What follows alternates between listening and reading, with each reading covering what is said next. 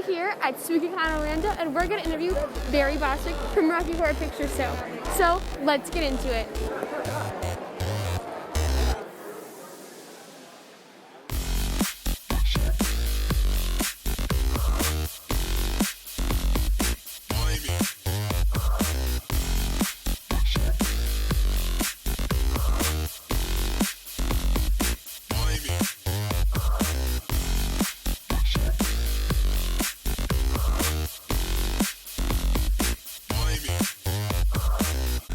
It's time for another On the Spot. On the Spot. What is the biggest differences for you doing conventions in a post-COVID world, and how is it navigate? I have to say it's not as much fun in the COVID world with all of this stuff.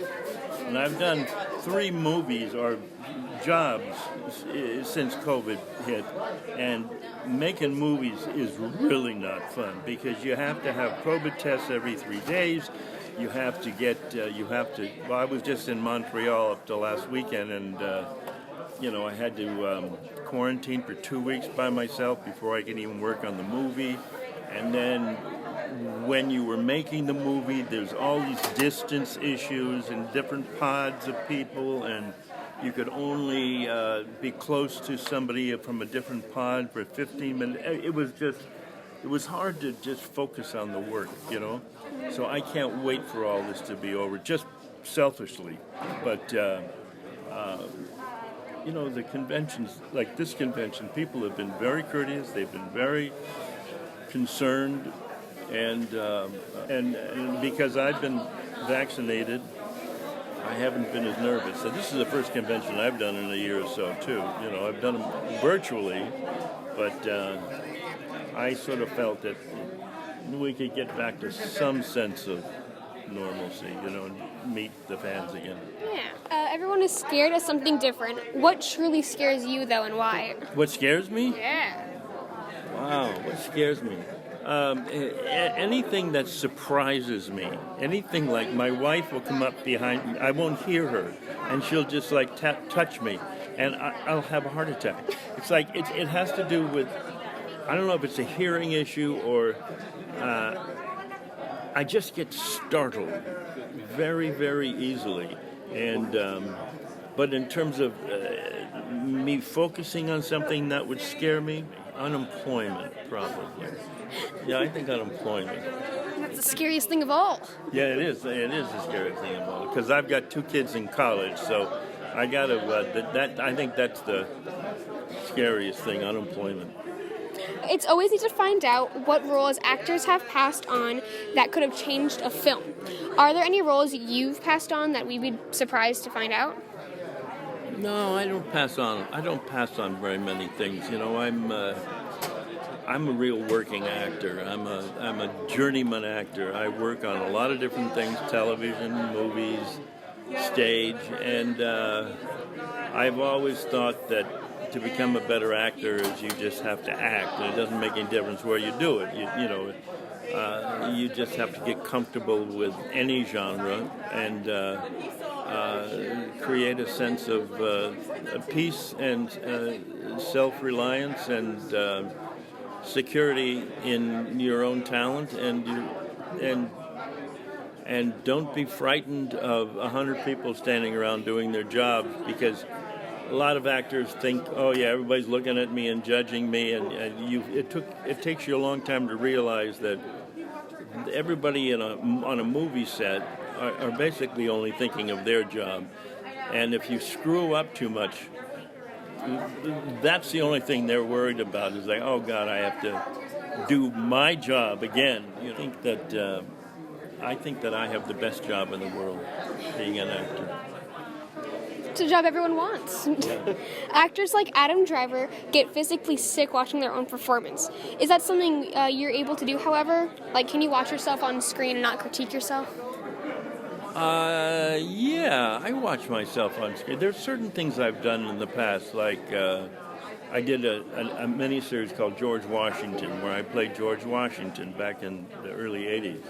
And I saw all the rushes because I was really concerned that the nuance of the character, I knew it was important, that because it was the first time George Washington had really been portrayed on film in any meaningful way. So I watched every take that I could, and then massaged it as we went through the schedule. Even the crappy movies I'll watch and enjoy. You know, they're all. It's interesting to watch yourself age on film, which is great because there's no denying it. You know, the things that you get cast in, and you realize what your appropriate age is. And you don't have this fantasy, oh, I'm still 40 or 35 and I can play that kind of part. You know, when you look on a film and you see, like I just played a father of a guy in a movie for Netflix called Single All the Way, which will be on in Christmas movie. And I was the father of the lead guy, and it was right for me to be playing his father. Normally, I probably would have played in the last couple of years his grandfather, but you know, I cheated. I played his father. What was it like acting with the legendary Tim Curry when he was in his prime?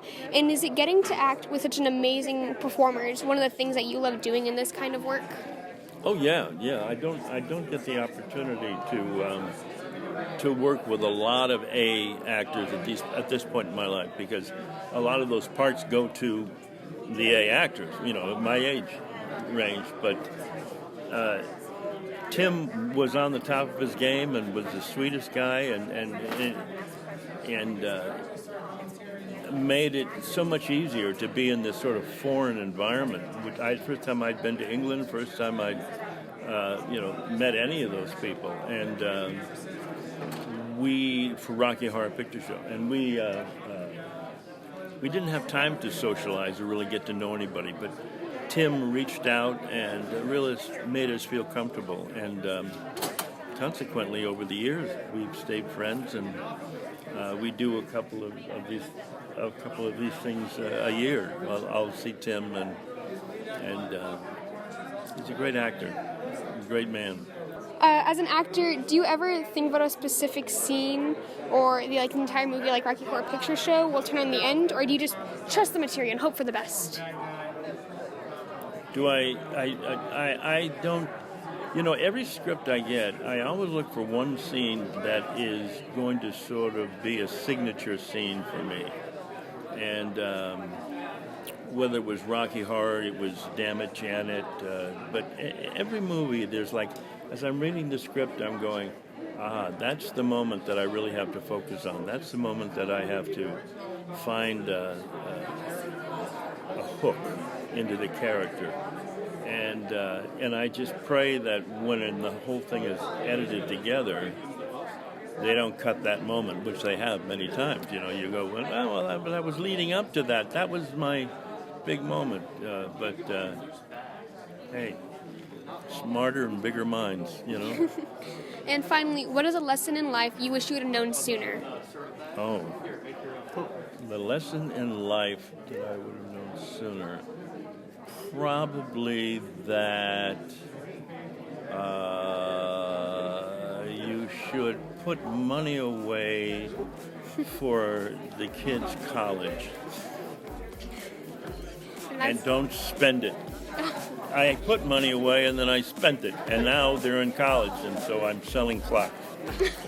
And that is it for Spooky Empire Orlando. I hope you guys enjoyed the video. I know I had fun here. So I'll catch you guys in the next one. Make sure you like, subscribe, and share. Later!